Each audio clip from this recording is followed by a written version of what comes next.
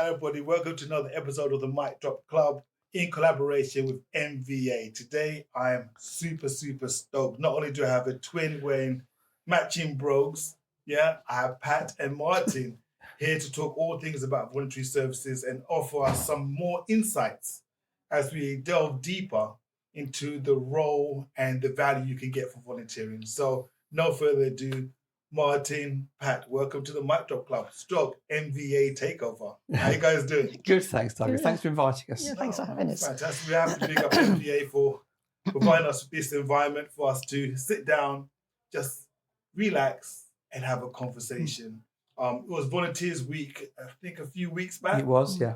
That was one of the first gigs I did as a deputy mayor. I was super excited because this is where I really want to be in terms of offering value and service. And we've had great conversations in this office and virtually talking about voluntary service. And Martyn, you said something that really stood out a few moments ago. I'm not sure if you remember, in terms of volunteer, what it means. Do you want to just recap? Yeah. So I'm Martyn Reeves. I'm the Chief Executive of the Friends of Wisdom Hospice. The charity that originally built the hospice 40 years ago. So we're celebrating 40th anniversary this year. But being a charity, the biggest resource in any business is its staff. So a charity tries to run as many volunteers as we can to reduce that cost, because every pound you give us, we want it to go to the Wisdom Hospice. So I'll give you, for instance, did you know that the charity last year had nearly 50,000 hours of volunteer time? Wow. Work that out on the minimum wage. That's the value that volunteers bring to our charity and charities like ours across Medway. Oh, excellent stuff. And now I remember what you said. You said across Medway. Medway was the cue. You said something about thinking differently. Yeah. How does Medway help to think differently? What's unique about Medway space? So Medway is a separate unitary authority other than Kent. And Medway is more like a small family. And with that, we're agile, we're more, we think outside of our box an awful lot. We do things very differently. We're doing this for start off. We've got Medway Voluntary Action, MVA, which supports the charity sector, which is funded by the council. And I think it's a really good resource. There's over 1,500 voluntary sector charities in Medway, and they're the glue that hold us together. And the pure fact we're sitting in their offices this morning, and you as a councillor are interested in volunteering across Medway, why are you here? It's MVA. So we do think differently. No. We tackle our problems together as well. No, brilliant. And Pat sitting there, want to bring you in as quickly as possible. How did you get into this space? And obviously you second everything that Martyn said. What's your journey been like?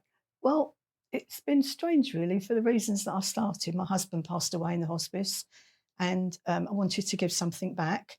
But also, I was being, from my point of view, it was something for me to have in my life now that I'd lost him. And I lost my mum very soon after my husband. And I was left a bit hanging, really. And I needed to do something. And I thought, well, the best thing I can do is go to that hospice, because I know how much they do. I know what they do for people, for visitors, relatives, and how friendly everybody was. It's like a family there. It's a real, we all look after each other, really, as much as the patients, And I've got some good friendships built on going there.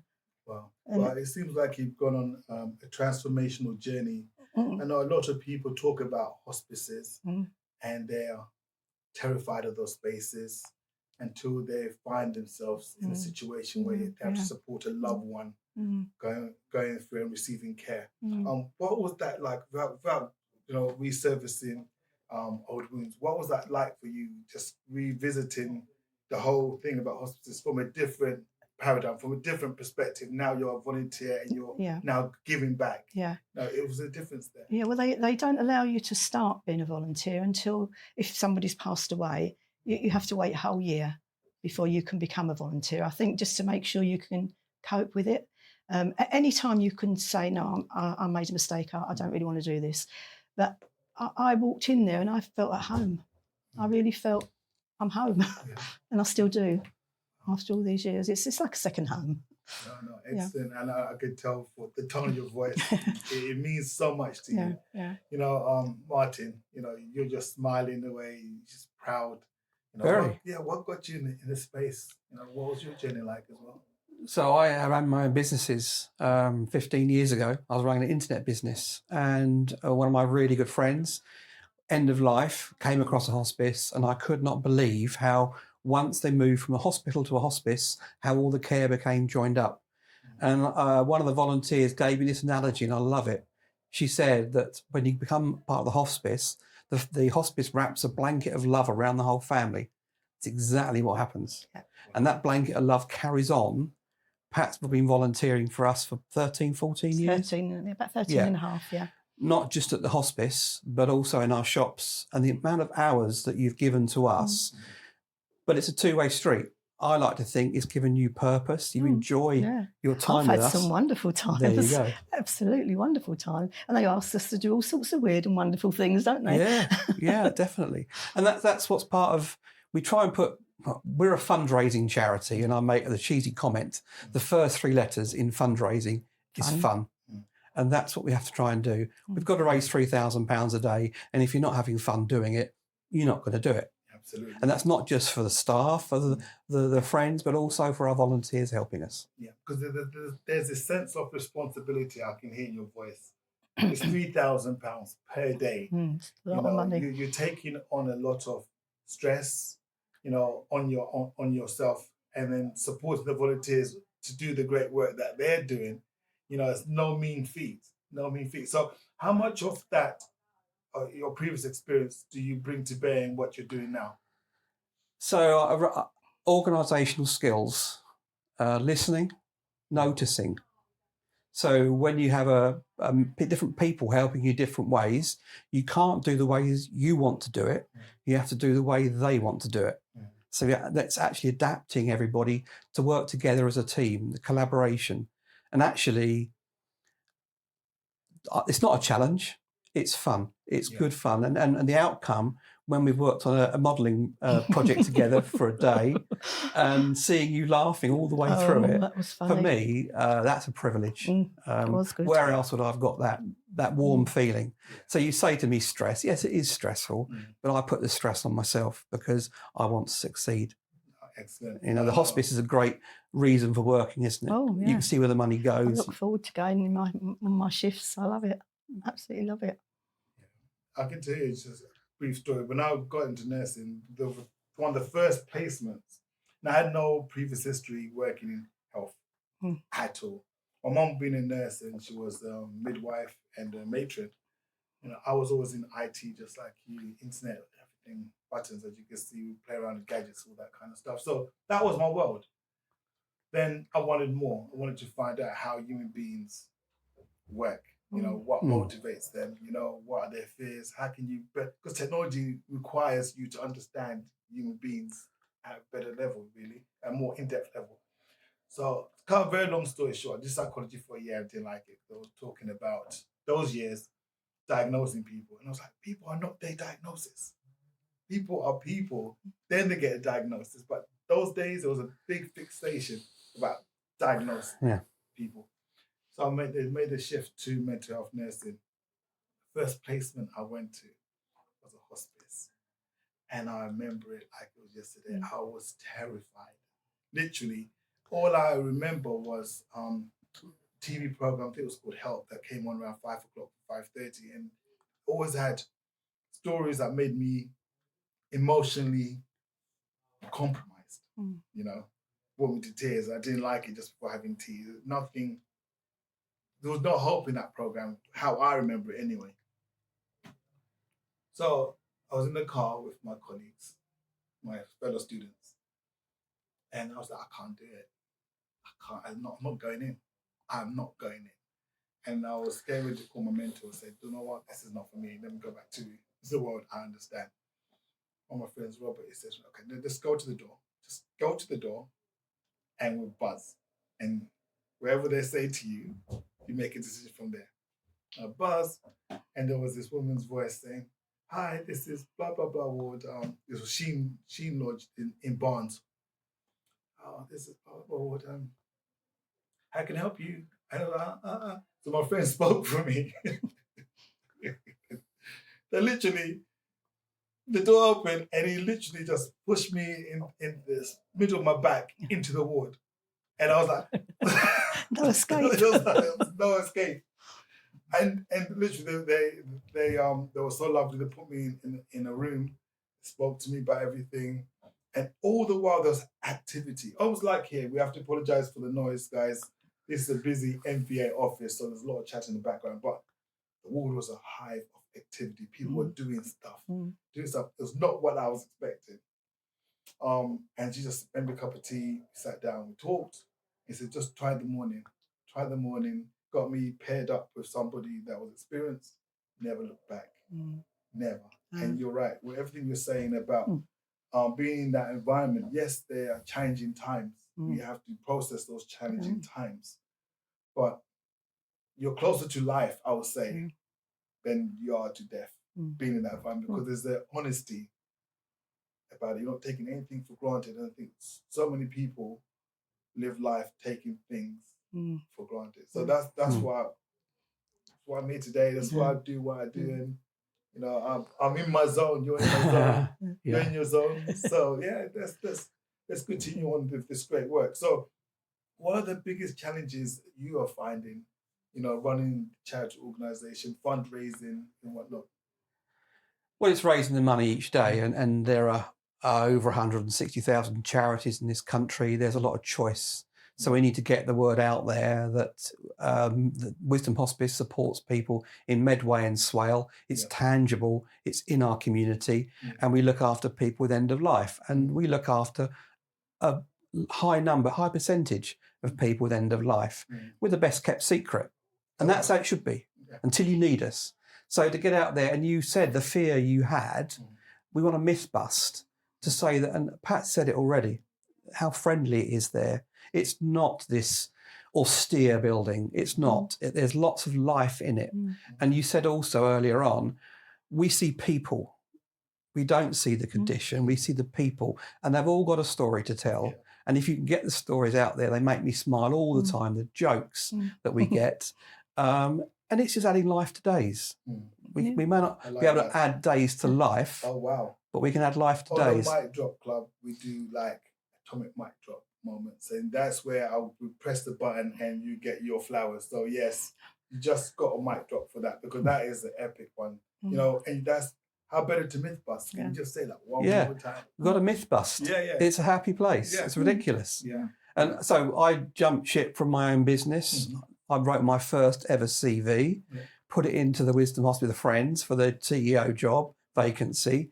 But I thought, I've got to make sure it's right for me. So I left home. I can remember your first day. Right. Thank you. How was I think we talked about skiing. We did, didn't we? Yeah. Yeah, we did. It's Christmas. I was going skiing a month next. Yeah. But the point was, I came to the hospice half an hour before my interview just to get a feeling.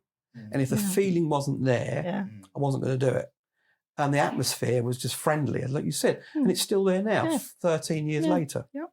It's a friendly place. Amazing. Is that exactly the same? I was putting conditions, whether or not I'm going to go in or not. Yeah, come and see us. Yeah. And I would definitely, as a deputy mayor, come and see you, and as a councillor for Gillingham North, I'll definitely come and see you. And outside of that, you know, as somebody that loves caring and loves being around people that are dedicating their time and energy and their life, because time is life, you know, to support other people. Yeah, anytime. Just we've got an open day Saturday. Oh, this Saturday. Yeah. Oh, yeah. This Saturday's kind of busy, but yeah. But sometime, and that's interesting. So what the charity does is raise money, but also we help organise events. So the hospice team, who, if I had a team like that when I ran my businesses that had this can-do attitude. That'll do is not in their vocabulary. Is it the best I can do? That's what they do. They wanted to celebrate. They want to celebrate together as a team. So we're putting this party on for them on Saturday evening after the open day. We want to bring members of the public into the hospice. It's open from 11. This is going out like after the open day aspect. The idea is to bring people into the hospice just so you can see the building, to understand it more, to understand the services. Because people think you come to the hospice that's got 15 beds to die. we are all going to die at some point. If we can make that journey more comfortable for the whole family, that's what hospice does. We don't just look after 15 people in the hospice. We're supporting up to 400 people every day at home across Medway and Swale. The hospice team is vast, multidisciplinary team, the way they do their job. And like I said it before, and I'll say it again, it's a privilege to be part of that team helping them. Sure. And again, that's another myth busting stat you said there, Martyn. Over 400 people you're supporting at home.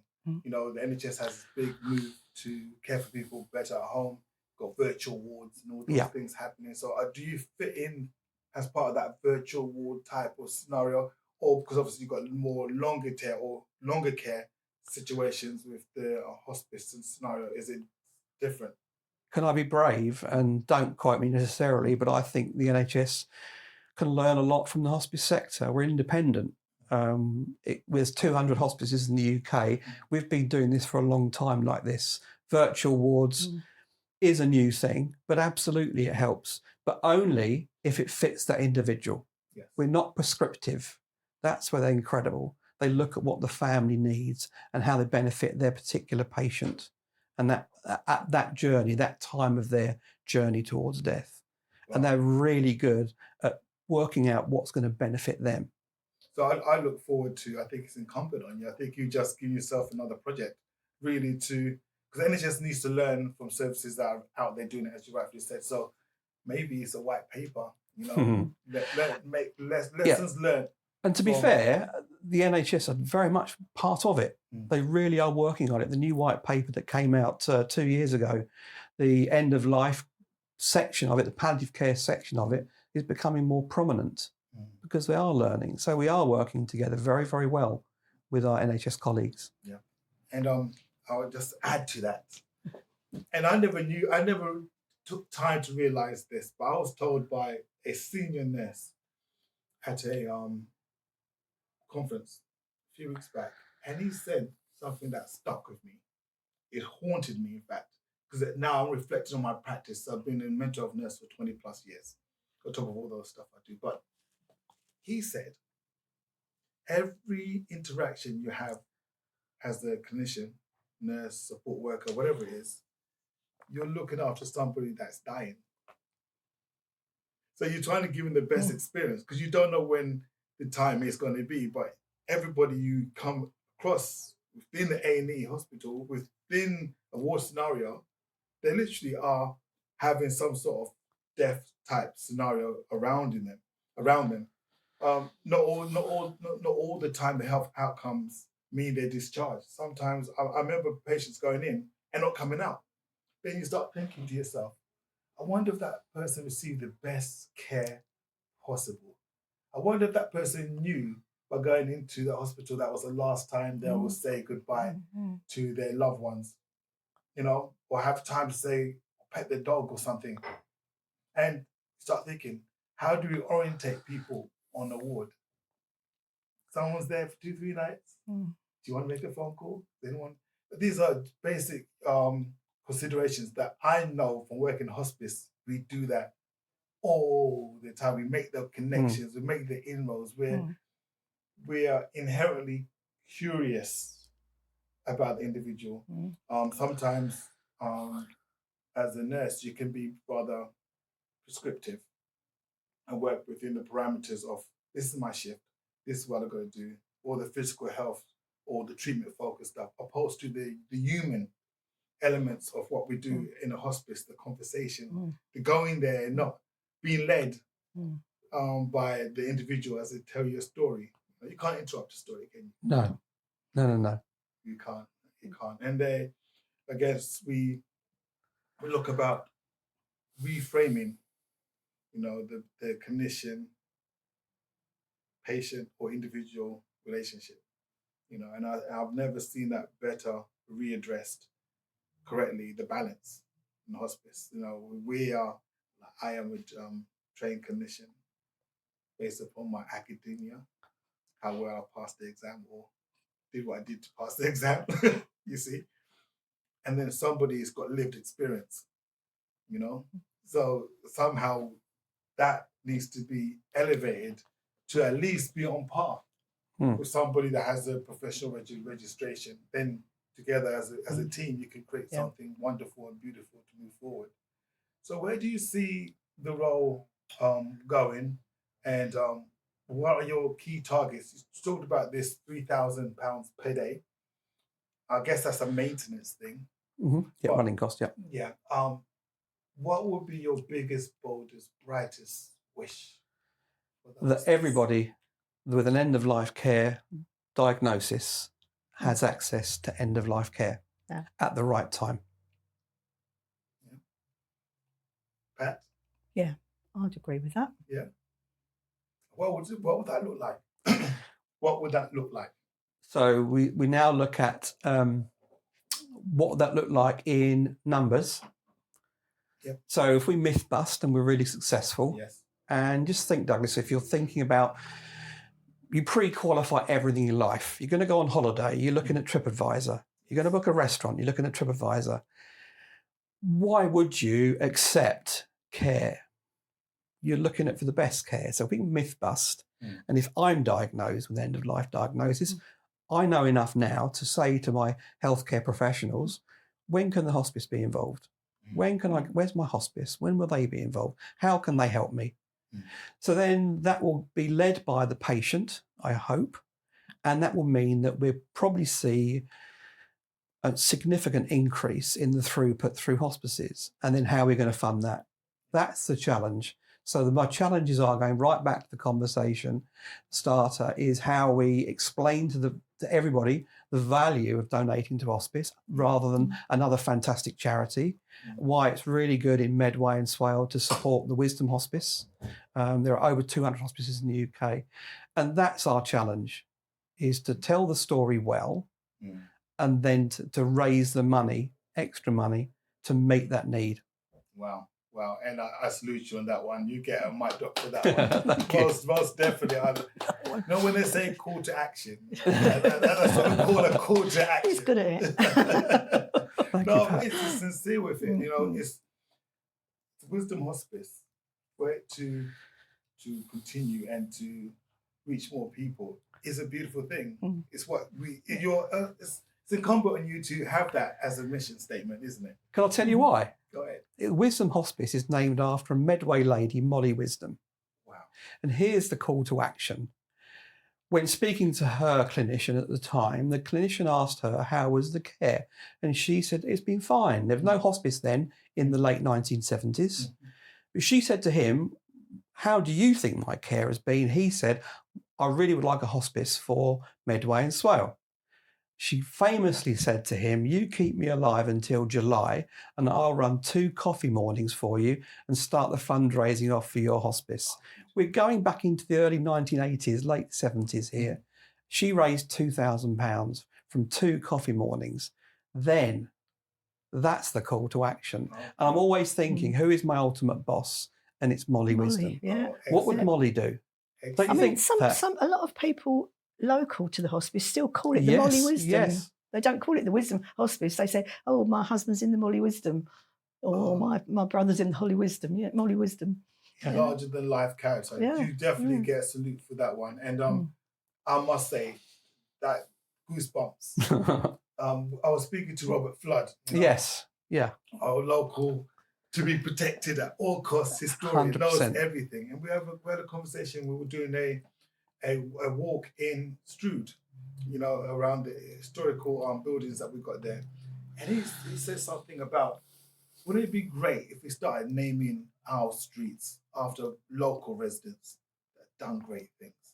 You know, so I would say that's my pitch for Molly Wisdom. Molly Wisdom, to have a road. Oh, she deserves it. Molly's way. Molly's way. Do it Molly's way. Yeah. Talking about here, service and volunteering, determination. You know, even when your time is more finite than other people can imagine, still go out there and do the right thing. Still think about your fellow brothers and sisters, your neighbors. This is what it's all about. The whole world only moves because of people like that. Yeah. You know? Trailblazers. Only moves. Mavericks. Trailblazers, Mavericks, Molly Wisdom. Yeah, that's a pitch. Yeah. Direct to camera, that's a pitch. Molly Wisdom, Wisdom. Way. Yeah. Because we've got other road names that are insignificant, and we're building new infrastructure all the time. Yeah. That's what needs to I happen. think she would have loved that as well, wouldn't she? Yeah, she'd be embarrassed, I'm Embarrassed. sure. She would like that. Molly. She was a sweet shop owner in Medway. Yeah, Very, she very did. humble lady. Yeah. And it's unbelievable, Yeah. her legacy now. It's phenomenal. We had a lady came in hospice a little while ago, a relative, who bought the shop from her. Oh, really? Yeah. Oh, wow. Her and her husband bought the shop whenever she sold it. Yeah.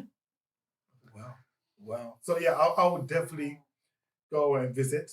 Good. You're very welcome. So just in terms of MVA and your relationship, your partnership, talk me through the mechanics of how this all fits together. Okay. Going back to 2016, I was at a procurement meeting with the NHS in Medway, and someone asked some questions which were inspiring questions, and it was Jane Howard, who is the chief executive here. So I wanted to know her, and then I found out where she worked, MVA. Then I found out that actually MVA are the ambassador for the voluntary sector across Medway, and so I became involved. We have through COVID, we noticed the challenges of the voluntary sector, and MVA set these every Friday. We had these emergency meetings. I'll never forget. There was a food bank that had made over 200 meal boxes, but had difficulty in delivering them. Medway Council had come to that meeting as well. It was a Zoom meeting. And before you knew it, Medway Council vans were helping deliver, MHS vans were helping deliver. The community supported each other. From that, we've built this Transformation Academy and a charity alliance in Medway, which are supporting the charity sector, educating the charity sector to work smarter and better in the future. Because we believe if you procure services direct from the charity sector, you're getting better value for money. That would not have happened without the glue that is MVA, Medway Voluntary Action, actually giving us the opportunity to talk together and to be together and pull us together. And the reason we're in this room this morning talking, getting our story out there, the Molly Wisdom story out there, is thanks to MVA. Absolutely. Even myself. So where does MVA, the Wisdom Hospice, as well as ICBs, so do you work together as a collective via MVA, and then you lobby the ICB for extra funding, or do you go like separately? Separately and together. Okay. So we have our own voice, but together as a collective voice, it's stronger.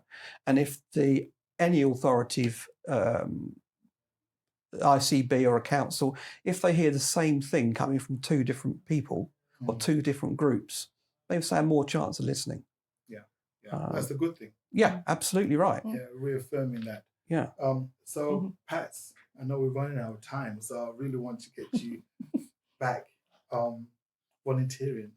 And you spoke so passionately about what it gives you.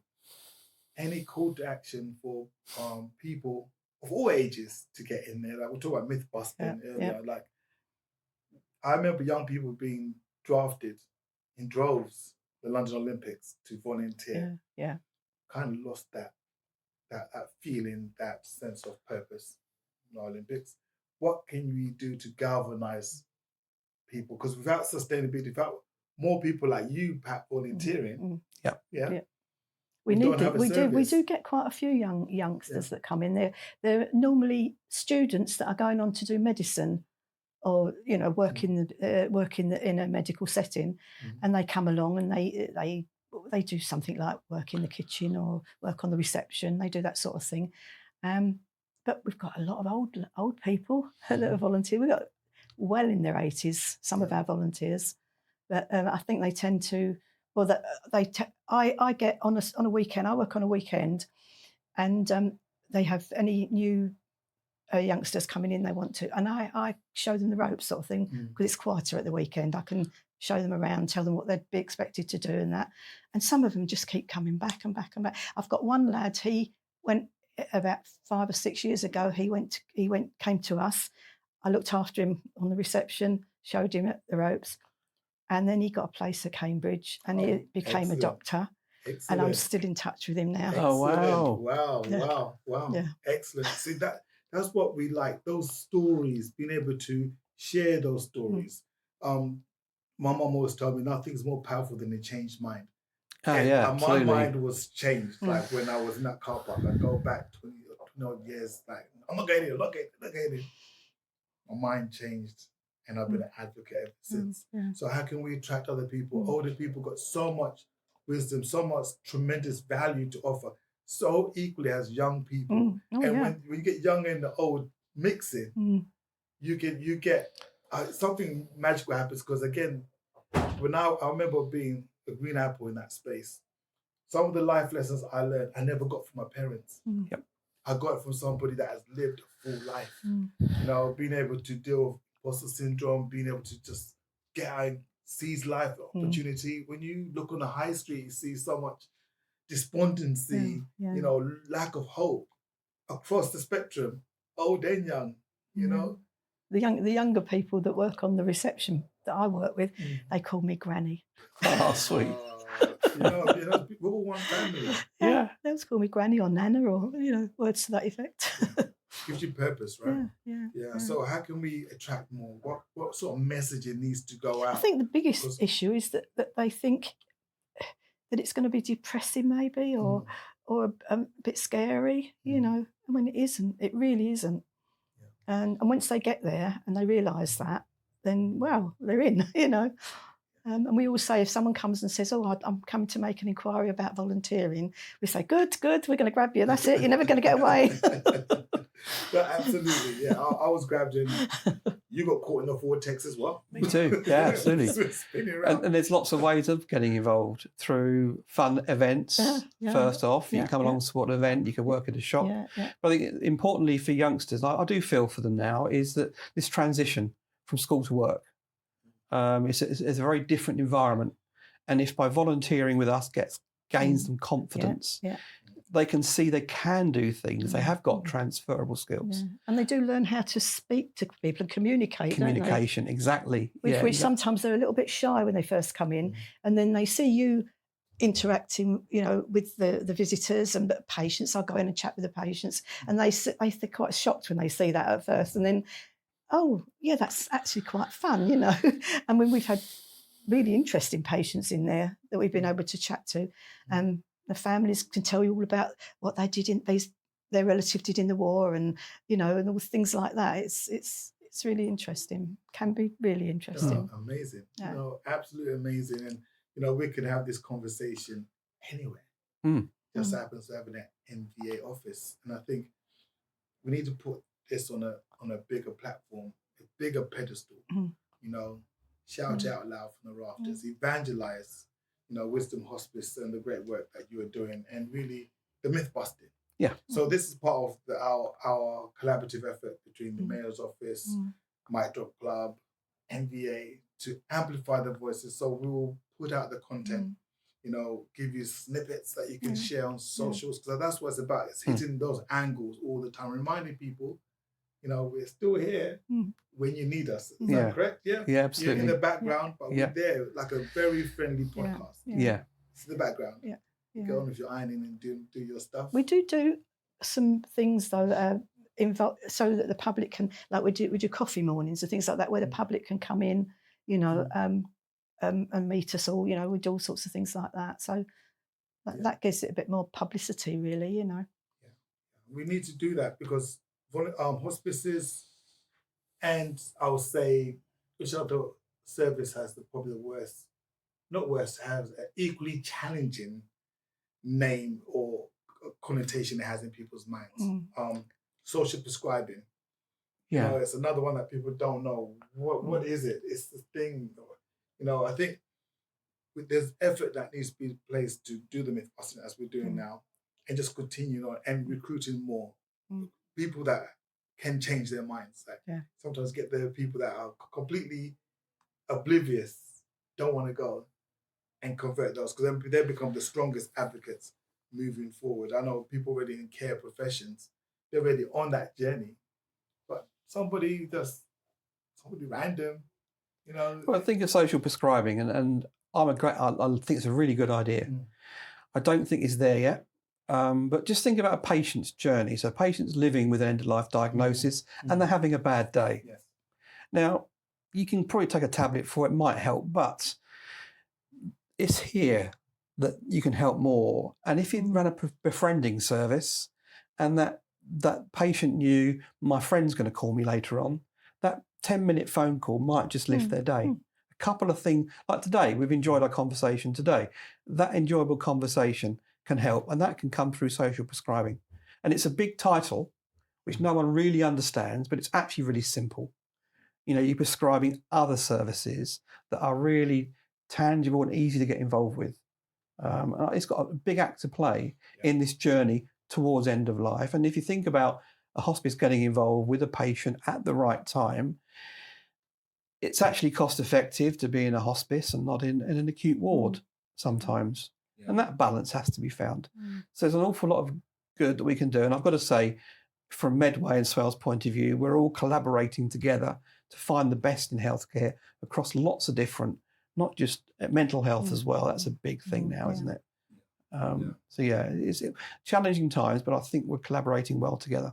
Absolutely. And Martyn, Pat, this has been a very illuminating conversation for me. Who knew that on Tuesday morning, sunny day, we will have this conversation at the MVA offices, talking about Molly Wisdom, advocating for her to have her own way, and sharing stories, beautiful stories, I would say, how we've managed to find value, how we've managed to find meaning in life through sometimes challenging situations. So, one more time for the Mic Drop Club. Thank you, Martyn. Thank you, Pat, for your time. You're welcome. Pleasure. Thank you, Douglas. Welcome. Thank you. Fantastic.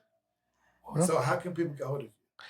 Website is a good thing, www.fowh.org.uk. But we're 40 years old this year, and from September we're changing our name to Wisdom Hospice Charity. So the new website will be www.wisdomhospicecharity.org.uk on the same phone number, 01634 831 163. But stalk us, look at us on the website, either fowh.org.uk or wisdomhospicecharity.org.uk, and find out what we do. And if there's something that you're interested in, get in contact with us. Brilliant. And all the information is going to be on our show notes below. Thank you. Take care. Thank you very much for your time. Pleasure. Thank you. Thank you. Thank you very much. Thanks, Douglas. Well done. Thank you for listening. Don't forget to check out micdropclub.com and get the show notes and useful links. Subscribe to the podcast. Don't just live life, make life boom.